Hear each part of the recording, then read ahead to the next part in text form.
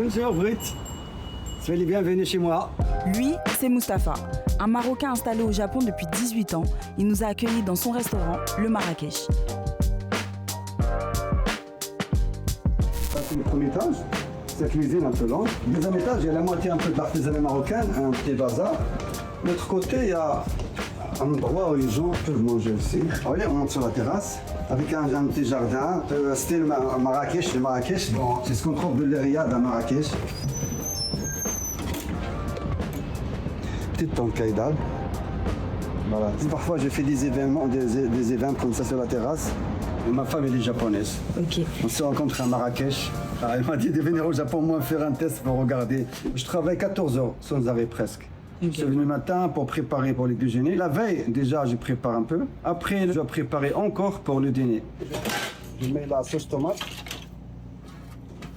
gingembre, paprika, turmeric. Est-ce qu'il y a des plats que vous avez adaptés par rapport aux Japonais, à ce qu'ils aiment? Non, j'ai rien ajouté. Je fais comme au Maroc. D'ailleurs, cette question, toujours, les clients ils posent aussi, les Japonais. Je mets un peu d'eau.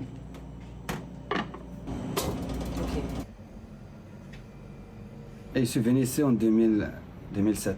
Et j'ai pas trouvé de restaurant marocain. J'ai pensé, alors j'aimerais bien présenter mon pays, donner une image du pays du Maroc en ouvrant un restaurant. Et comme la cuisine c'était ma passion, depuis que j'étais trop petit, et voilà, j'ai trouvé l'occasion d'ouvrir un restaurant marocain. Voilà, tagine de kefta, du bœuf, voilà.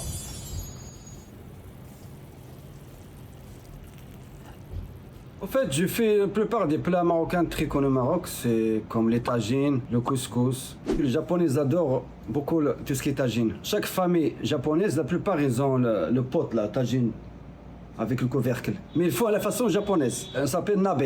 Nabe. Mais il n'y a pas beaucoup d'épices. Ils font que le soja, un peu de trucs simples japonais.